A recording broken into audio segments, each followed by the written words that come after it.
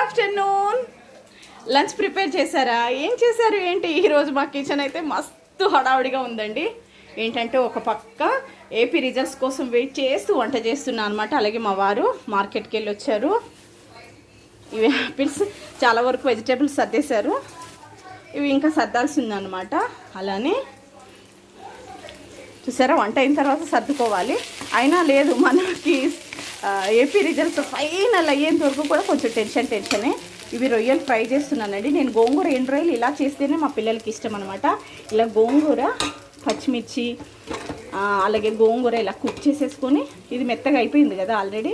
దీన్ని కొంచెం చల్లగా అయిన తర్వాత మిక్సీ జార్లో పట్టేసి మెత్తగా పేస్ట్ చేసి అందులో అప్పుడు అది ఆ మిక్స్ వచ్చేసి ఇందులో వేస్తాను అనమాట. అదేమో కుక్క పిల్లల కోసం రైస్, ఇదేమో మాకు రైస్. అలానే మార్కెట్ నుంచి మాకు తీసుకొచ్చారనమాట. Okay friends, bye.